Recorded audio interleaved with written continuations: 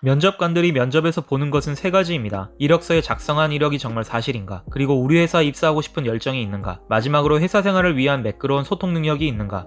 그렇기 때문에 우리는 이 세 가지에 대해서는 완벽히 증명해야 하는 거죠. 첫 번째, 이력서에 작성한 이력과 경험이 사실인지를 증명할 때는 각 경험을 하게 된 계기, 구체적인 일의 과정, 어려웠던 부분과 해결 방법, 성과와 성공 요인, 그리고 배운 점 순으로 정리해서 대답해야 합니다. 예시로 IT 기업의 영업 인턴으로 근무한 경험에 대해서 말해보면, 영업 인턴으로 근무했을 때 컨퍼런스에서 만난 잠재 고객에게 우리 IT 솔루션에 대해서 간단히 이야기했었고, 그때 받은 명함에 적힌 이메일 주소로 간략한 소개서를 이메일로 보냈습니다. 그리고 그 이메일 내용에 혹시 회사에 이와 관련된 이슈가 있다면 우리 서비스가 어떻게 해결해 줄 수 있는지 말해주겠다라며 회신을 유도했었고, 며칠 뒤 답장이 와 고객 회사 내부의 이슈를 개략적으로 알 수 있었습니다. 혼자서는 제안할 수 없는 내용이라 사수에게 내용을 공유하여 함께 고민하기 시작했고, 해당 이슈에 대한 우리 솔루션의 성공 사례를 찾는 것이 관건이었습니다. 다른 영업부서에 해당 내용을 공유하여 레퍼런스를 수집하였으며, 다행히 해외 영업 쪽에 유사한 사례가 있어 이를 바탕으로 제안서를 작성하기 시작하였습니다. 물론 사수분께서 지속적인 피드백을 주며 제안서를 봐주셨고, 최종적으로 승인된 제안서를 보내었습니다.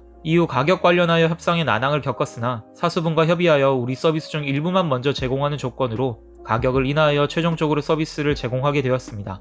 이 케이스에서 중요한 것은 단순히 우리 서비스에 대한 소개를 일방적으로 하는 것이 아니라 고객이 겪는 문제점을 파악하여 해당 문제에 대한 사례를 찾아 맞춤식 제안서를 작성해 우리 서비스의 신뢰성을 증명한 것이 주요 성공 요인이었습니다. 물론 인턴 레벨이라 사수분과 함께 수행한 프로젝트이지만 어느 정도의 주도성을 가지고 진행했던 터라 영업 프로세스의 전반적인 내용을 모두 학습할 수 있었습니다. 또한 B2B 영업은 서비스의 전달보다 고객의 니즈와 고충을 파악하는 것이 먼저라는 것을 깨달았습니다.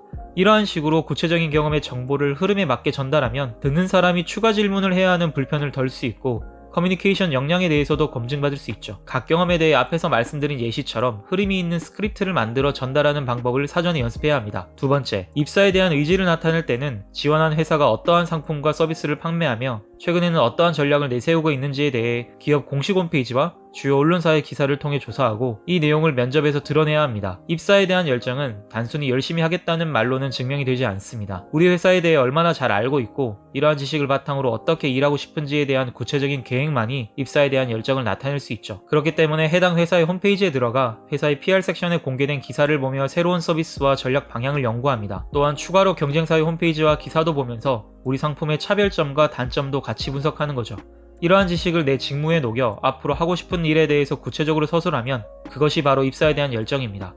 물론 여기서 너무 과대한 목표를 말해선 안 되고 항상 배우는 자세로 상사분들께 물어가며 행동하겠다는 뉘앙스를 충분히 풍겨야 합니다. 즉 배움의 자세로 항상 지식을 탐구하여 회사에 기여하겠다는 의식이 표출돼야 하는 거죠. 세 번째, 소통 능력을 증명하기 위해선 면접관의 말에 경청하는 자세를 보여줌과 동시에 다른 면접자들의 답변에도 귀를 기울이는 모습을 보이는 것이 좋습니다. 너무 긴장하여 나의 답변만을 외우고 있어 주변의 답변을 경청하지 않거나 면접관의 질문에 대해서도 요점을 파악하지 못하는 경우가 있습니다. 이러한 경우가 가장 최악인데 비즈니스 커뮤니케이션의 기본은 바로 잘 듣는 것이기 때문입니다. 특히 1대다 면접에서는 주변 면접자들의 답변은 아예 신경 쓰지 않는 경우도 있는데 오히려 잘 듣는 연습을 보이는 것도 면접관에게는 분명 좋은 인상을 줄 수 있습니다. 특히나 다른 면접자가 답변한 내용 중 진심으로 좋은 내용이 있었다면 내가 답변할 때 다른 면접자의 특정 내용에 공감한다라고 언급하는 것도 좋은 인상을 줄 수 있겠죠. 회사에서 원하는 리더십은 나의 의견이 옳다는 것만을 증명하는 리더십이 아니라 여러 사람의 의견을 경청하며 함께 일할 수 있는 리더십을 보여주는 것입니다. 또한 면접관의 말을 정확하게 파악하지 못하였다면 단순히 잘못 들었다라고 말하거나 질문을 그냥 추측해서 답변할 게 아니라 죄송하지만 제가 질문을 이러한 내용으로 파악했는데 혹시 맞을까요? 라는 식으로 한번 되물어보는 것이 낫습니다. 회사에서도 여러 미스커뮤니케이션이 발생하며 이러한 경우 꼭 정확하게 파악하는 것이 가장 중요하고, 정확하게 파악할 때는 내가 어디까지 이해를 하였는지 상대방에게 전달해야 상대방도 이러한 정보를 가지고 더 명확히 설명할 수 있습니다.